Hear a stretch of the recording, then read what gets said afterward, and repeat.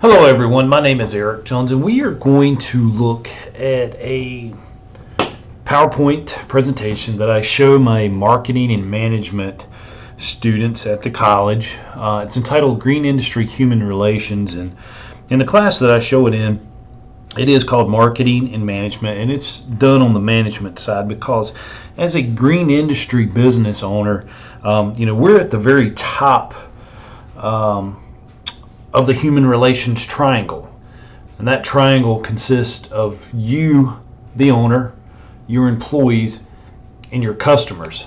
So when you're dealing with that pyramid, you're being the top peak of it, things can get kind of tricky, and there can be miscommunications between you and the customer, between you and the employee, and definitely between your employees and the customers. And that's the one thing we do not want to see. It's tough keeping everybody happy. Like I've said in the past, you come into the office, in a negative mood, it's going to rub off on your employees. Their negative attitude will in return show up to the job sites, and just kind of creates a whole mess. And luckily, there's very few bad days that I have, and my wife jokes with me about it because when I do have a bad day, it's like horrific. But 99% of the time, I am just happy to wake up on the top side of the turf, as we say, and just thrilled to do what I do for a living. And it's kind of hard for some people to do that. Don't know how it happens. I am a morning person inside and out. I wake up every morning at 5:30. I'm ready to roll. I'm ready to enjoy my day, and I'm ready to to tackle it. My wife and my 3 daughters, on the other hand, it's hard for them to get up.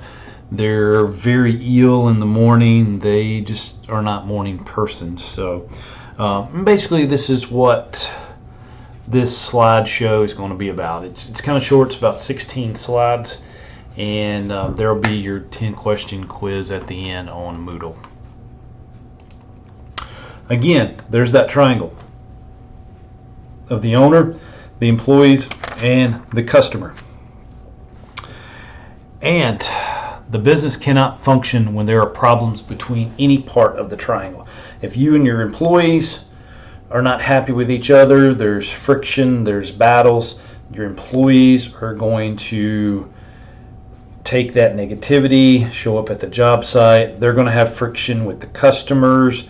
They're not going to really care about the customer, and they're not going to perform the job that they need to for that customer. And vice versa. If you're having some issues with customers, about payment or whatever, and there's friction between that, they may in return treat your employees a little differently if they're on site when your crews show up. So any of this triangle, you cannot have any problems within it. And you as the business owner are the one in charge, and it's you not only have the task of financially running the business, you actually have the task of what I call babysitting, making sure that everybody's happy, therefore you can be happy. The employees have to be happy to work, and the customer has to be happy to buy. I have a situation where I work now. I show up at work and I speak to everyone. I make sure when I walk in the door that I go up to everybody and say, "Hey, good morning, how are you? Did you have a good evening?" Because I've realized mornings that I don't do that, if I'm in a bit of rush, or if traffic kind of held me up and I have to get right to work and start working immediately, it kind of sets the tone for the whole day. So I get there early, and I have to admit I'm here early, but I'm here later than the other employees that I work with. So they're already here, doing tasks and everything. So I make sure I walk up, speak to every one of them, make sure they had a good evening, and it sets the tone for the day. It gets everybody in a good mood. Me being the boss here as the department chair, if I don't do that, there's just a little bit of friction. There's just not enough happiness. So just me walking in a good mood and saying, hey, how are you are, that just sets the tone for the entire day. Did that when I worked for my parents' business as well. I made sure that each one of the employees, that I went and said hey to, or I waved, or give them thumbs up kind of thing. I didn't have to actually speak to all of them while they were loading the trucks, but I did throw my hand up. They knew that I cared about them and was interested in what they were doing, especially with our Spanish guys. I actually enjoyed communicating with those. I took Spanish classes to do my best to be able to communicate with them, and it paid off for us. Personnel management, the direction of workers in manner that brings out the best efforts and attitudes on behalf of the business. Again, we're a personnel manager first and foremost. I kind of call it babysitting because you do have to kind of babysit people's feelings.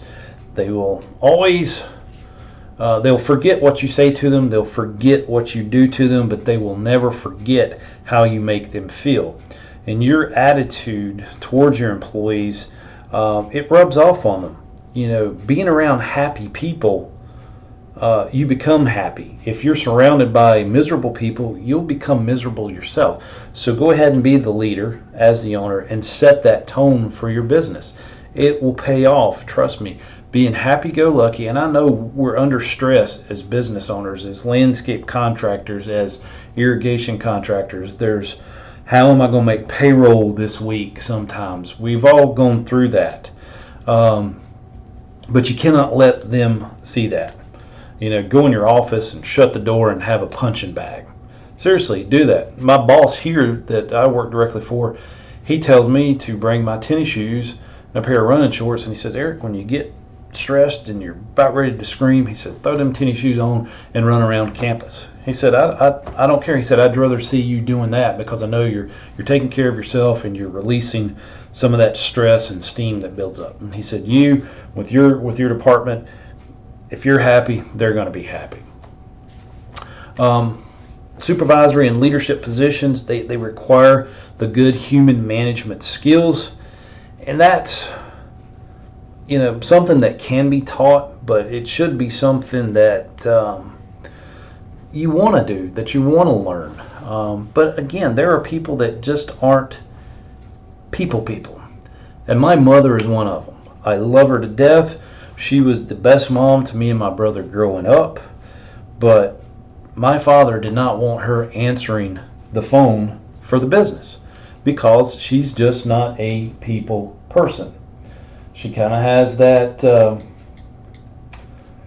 little bit of sarcasm in her tone. I don't think she means to. I just think it sounds that way. So people they pick up on it a little quicker than with myself.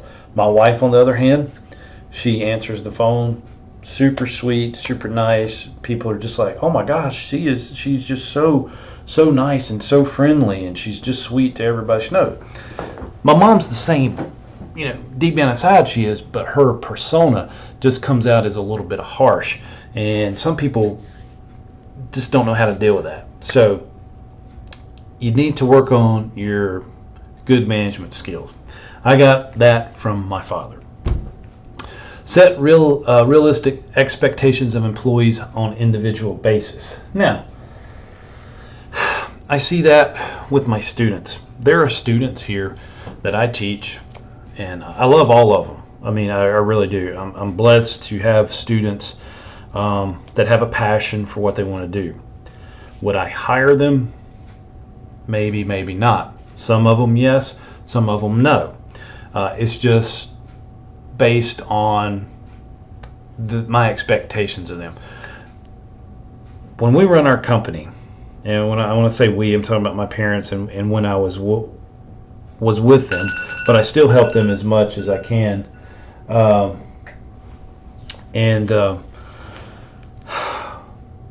We work hard. I mean, we go at it.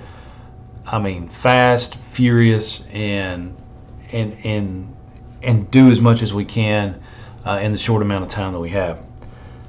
some of my students now, they tend to be a little lazy when it comes to hard work. When we're doing the landscape construction class and we're building things, they're just not as into it as they are the academic or the book side of it. But when it comes to doing labs, and whether it's physical limitations or today's youth playing video games their whole life, they're not used to hard work. My parents grew up working on farms. As soon as Dad milked the cows and got the eggs in before he went and drove a school bus prior to him going to school. Mom grew up on a tobacco farm. They would miss days of school so that they could prime tobacco, and set tobacco. So they grew up hard work. I grew up hard work. My parents had that expectations of me working in their nursery, cutting grass during the summer months when we were out of school. So we're used to that, and most business owners are used to hard work. But today's youth have that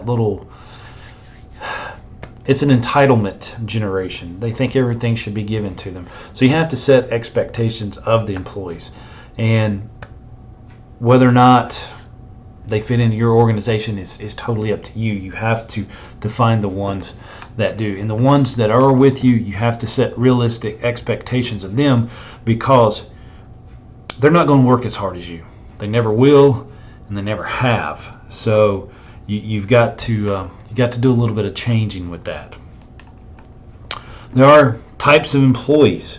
We have three types. We have the career employee. They want to advance. They come to your company dedicated. They're ready to move up.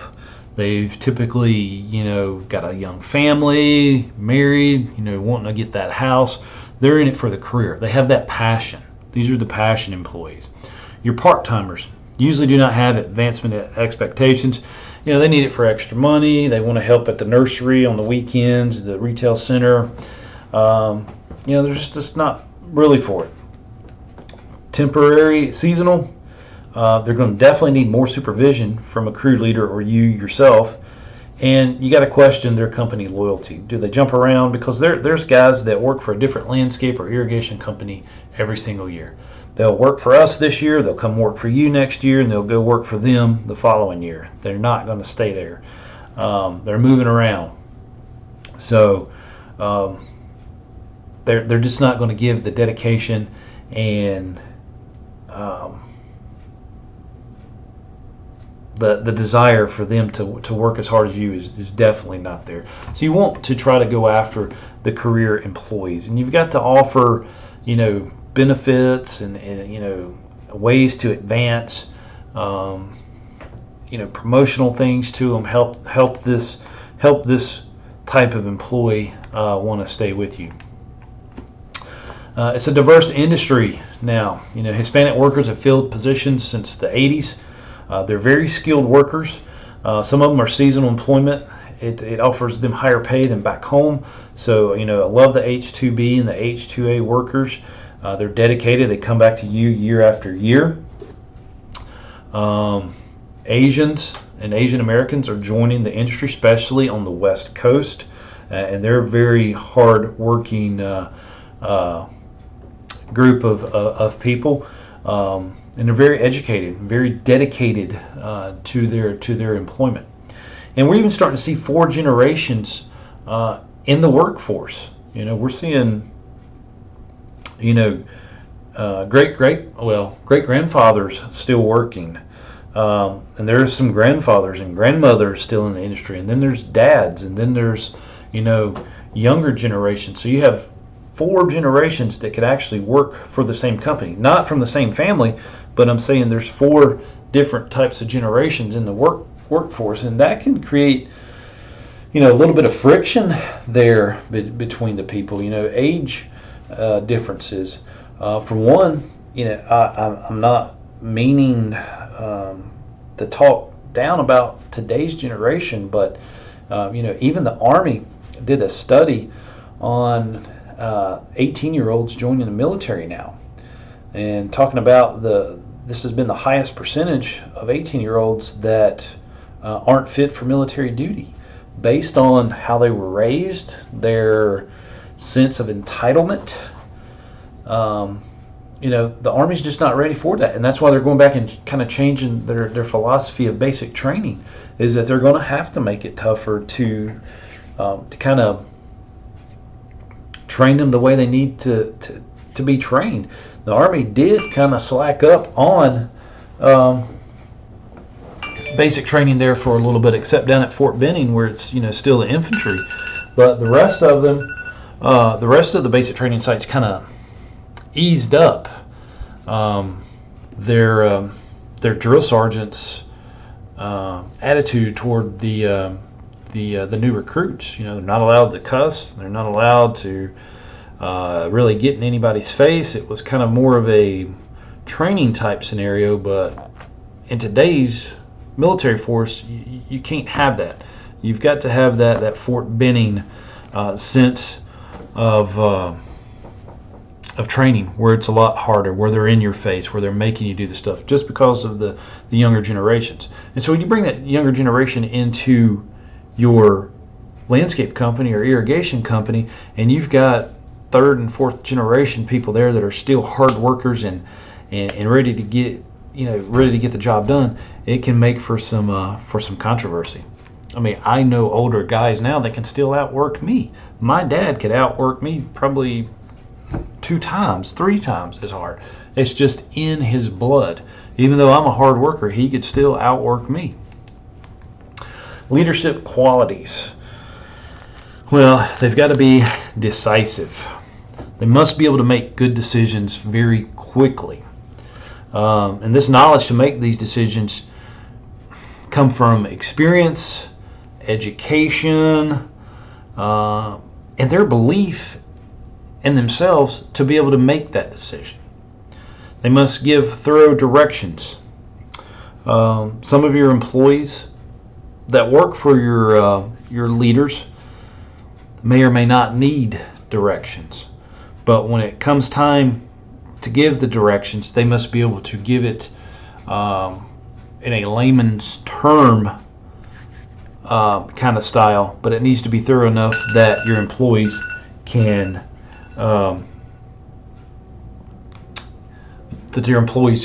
follow through and complete the job. Competence. Good definition here. Your employees, they're never going to perform at a level that they believe is beyond the capability of their supervisor or leader. Therefore, we must perform the tasks assigned to them frequently to retain and refresh our own skills. We must be competent in what we can do, and your employees need to be able to see that that you can complete the jobs that you're telling them to do. You need to be fair. You need to divide the work up equally among your employees. You don't need to give the crappiest jobs to a certain crew. You need to kind of split those up. There's job sites that we all hate. There's all types of work that we hate. I'm not a big fan of spreading pine needles. I don't know why. I just don't like that. So yeah, it would have been unfair if Dad sent me to do that every single day. I understand I've got to do it, but we kind of split some of those things up. You got to have an understanding. Your employees must be able to anticipate the consequences of performing in a way that's not to your standard. You must be able to help them understand that they are going to do this job this way. Respect. We must have respect for our subordinates. If we don't respect our subordinates, they're not going to respect us. We need to have sincerity. We need to be sincere about the relationships that we have with our employees. We must understand that there may be things going on at home that we need to be sincere about. We need to be that good listener sometimes. We need to be that rock that they can go and talk to, because some people may or may not have somebody that they can talk to. And if you show them that you care about what's going on in their life, outside of work, they're going to do a better job for you anyway. And then again, praise and reward. If they do a good job, let them know. Give them that pat on the back. Give them that certificate that takes 10 seconds to print off your computer and put in a dollar store frame. Give them that nice polo shirt, one that you wear for doing a good job. Reward them, and that's going to make them a better career employee. Qualities to avoid: inflexibility. The rules that you set for your company, they must apply to everyone. You can't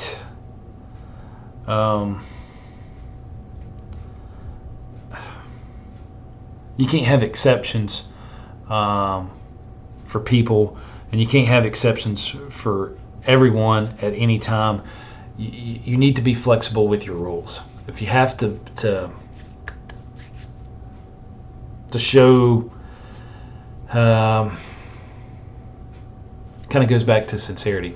If somebody needs a day off to go take care of a personal situation and you can handle it, let them do it. Be sincere and be flexible with your rules.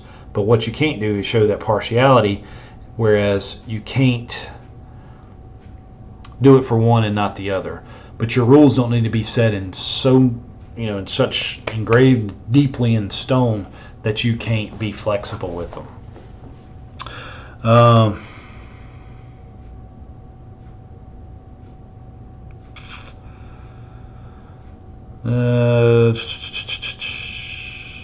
Talking about the next one here.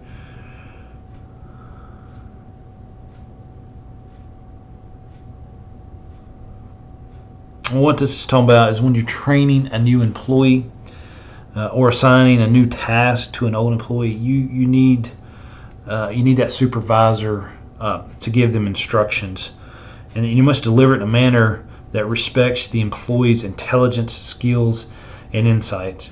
Talking down to them because they don't know how to do it, or oversimplifying it, can insult their intelligence, and they're not going to want to embrace this new task that you've given them. Show them very respectfully how to do it. Let them ask the questions. Demonstrate it. Just don't talk down to them when it comes to it. The criticism here, subjective criticism. No one likes being criticized, but we must do it on occasion. You can't let them keep doing things wrong and not go and correct them. And in today's society, everybody's offended by everything, and it really drives me crazy with some of the things that people are offended by. So if you're going to do it, if you are going to direct it towards an individual, do it in private. Don't do it in front of their peers. For one, that's not a good leader skill, but you don't want to really embarrass them in front of their peers. Double standards. Don't have double standards for your office staff and your field staff, or your supervisors and your crew members. Same rules apply to everybody. Indifference.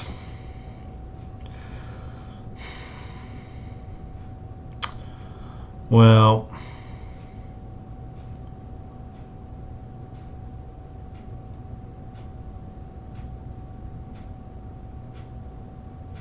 again, kind of goes back to sincerity.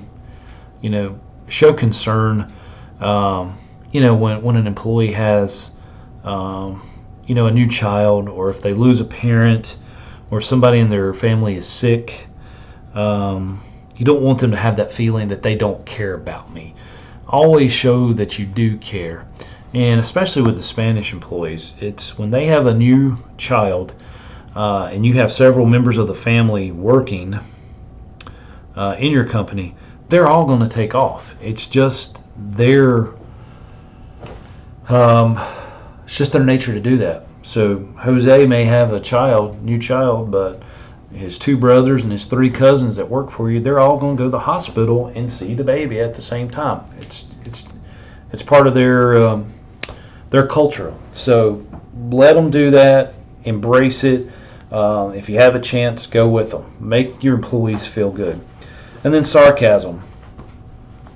I can give constructive sarcasm as good as anybody. I do it in a jokingly manner. However, I do have people tell me they would never ever play poker with me, that I can keep a straight face when I'm joking about something like that. But it's not good to do with your employees. I kid around with my soldiers with it and can be a little sarcastic. But we're not on my time clock where I'm losing money. So I would avoid the negative humor that comes along with sarcasm. Complicating factors. Again, age. We're talking about 4 generations that could possibly be within the same company. Education. You may have an old timer that's been there with an associate degree who has years of experience, and you hire this new manager who has a 4-year degree. There's going to be some differences there with both age and education. We're starting to see a lot more females in the green industry, which I think is awesome. Hopefully my daughters may follow in my footsteps. If they don't, I completely understand, but if they do, I'd be proud of them. And I love working with women in the green industry. I think it's good. I love working with women in the military.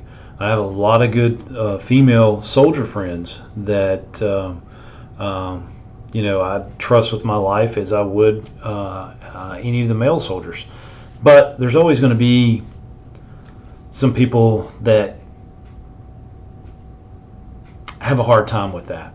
And you as the manager have got to set that straight and implement that in your company policies about sexual harassment, because sexual harassment just isn't the sexual part. Sexual harassment could be discriminating against a female within the company, and your employees treating somebody different based on that. Ethnicity and background. I got along great with all the Spanish guys, and so did our American employees, both white and black employees. We got along great with our Spanish guys, but you would see some cultural differences between the guys from like El Salvador and the guys from Mexico. They would kind of have a bitter attitude towards each other, so you're going to have to deal with that. And then again, position and status. And I've seen this before. We've hired guys that come from money that just loved horticulture. They didn't want to go to college. Dad's a doctor, mom's a lawyer. They had no desire to go to school. They loved the green industry. They thought it was cool just working outside. And they show up, driving a brand new truck to work. They park it outside. And then you have some of the guys that might be struggling to stay afloat. They're wanting extra hours and everything, and they see their colleague there with all this money to blow because mom and dad's rich, is going to create friction between those employees. So it's a lot of things we have to deal with as business owners to smooth thing out. Again, we're babysitting. Match an employee to the job.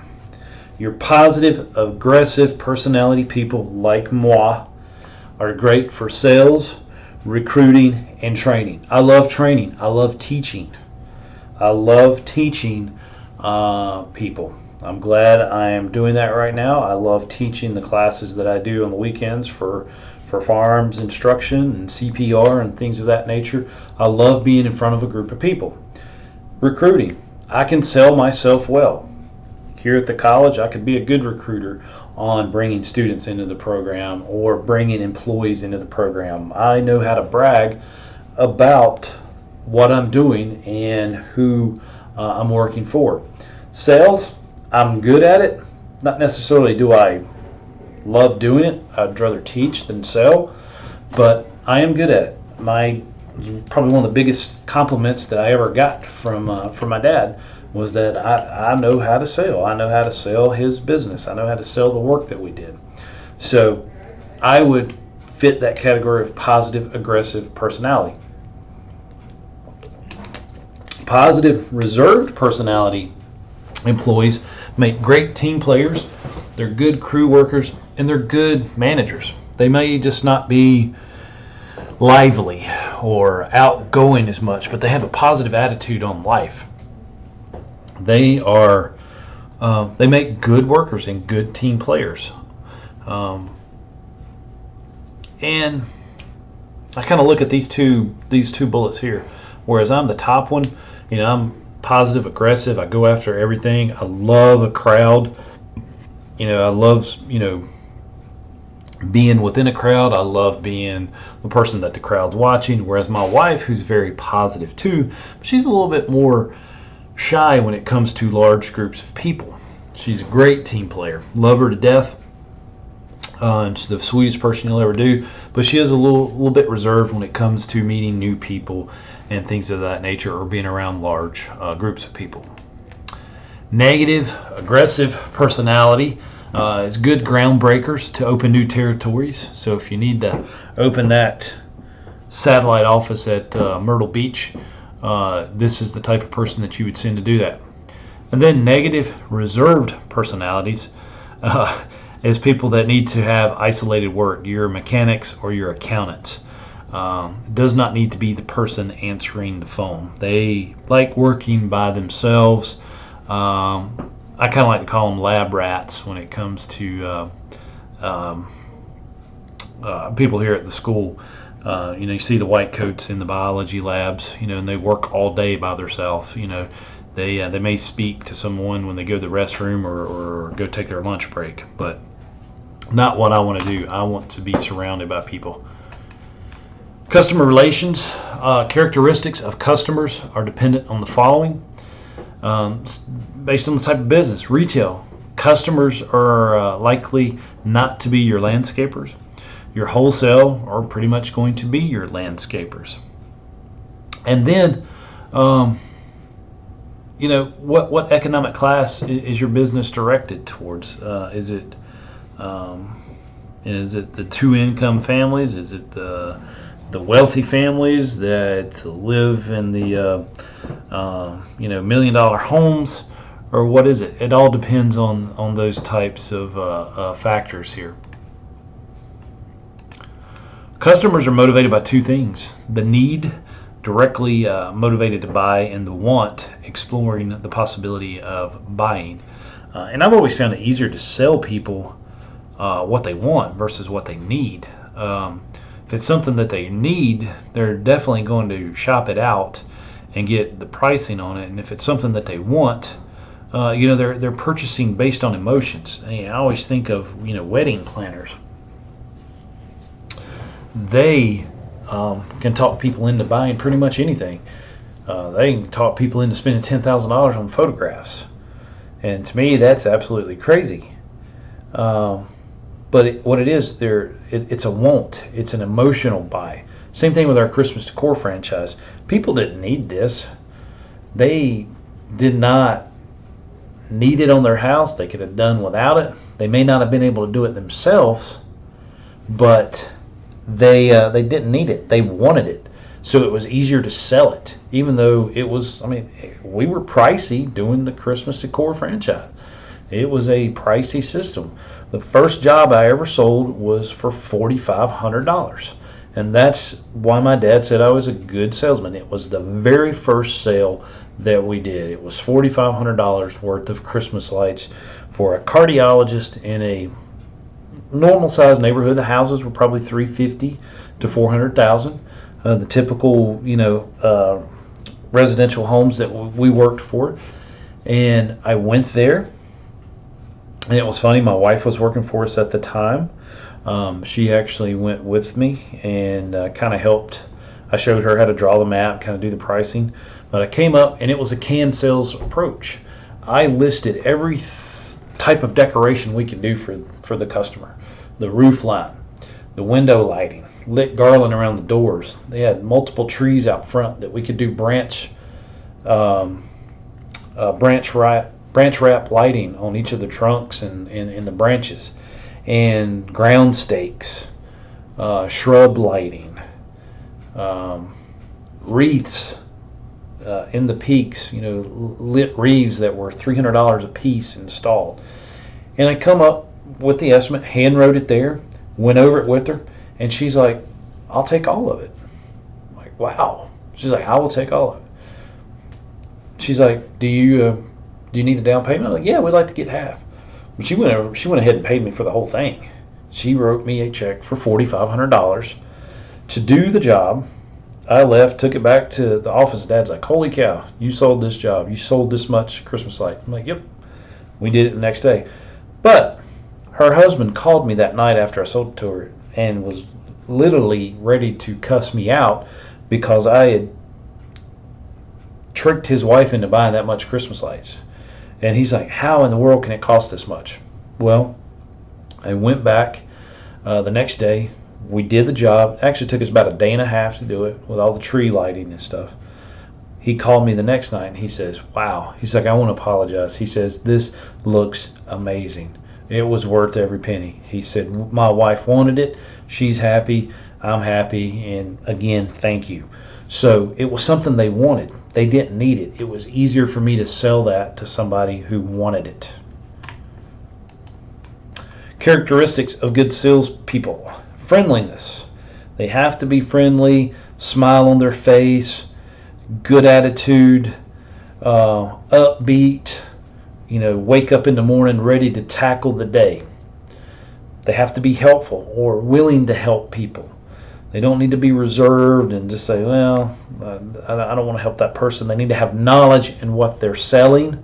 They need to be honest with the clients about what they're selling. They need to have good grooming.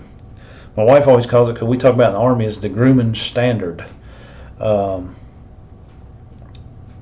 You got to keep up that good grooming standard. Haircuts. It's okay to have long hair. I understand people want that, but you gotta keep things neat and trimmed. It's okay to have beards. The only time I wear beards when I'm going with the Army. But I like beards, but I shave every day most of the time. I'm sure you've seen some of the lectures where it had beards, where it probably just come back from the field. But nowadays I shave every day. You must be able to speak good and sound and have that articulate speech. And you must be courteous, have courtesy. You must respect people when you're trying to sell them things. Making the sale. Greet and offer assistance. Determine what the customer needs are. If you remember, if you watched my landscape, the design videos, we're problem solvers. We're solving that problem for the customer. And we do that by determining what their needs are. And we seek to satisfy the customer needs, solving that problem, and have that positive approach. Always have that smile on your face. Interest the customer in related goods or services without services. Back to our Christmas decor thing. Ma'am, sir, we can store your Christmas lights decorations for $200 extra. It's going to stay in a climate-controlled facility. You're not going to have to worry about it. And that way, next year when you call us to do it again, we've already got the stuff. All you've got to do is pick up the phone and say, we'd like for you to do it. And we've got the stuff on the truck the next day, and we can get you scheduled. Selling them those related products. Encourage them to ask questions and then provide data on product or financing if you're able to do that. Satisfied customers. They get what they came for and perhaps more. They do not spend more than they should have, except for me if I'm going to buy something. And then they will return again for future purposes. All make for successful sales. And voila, that is the end of this lecture. There is the 10-question quiz on Moodle for this, and I will see you guys in the next lecture. Thanks. Have a good one.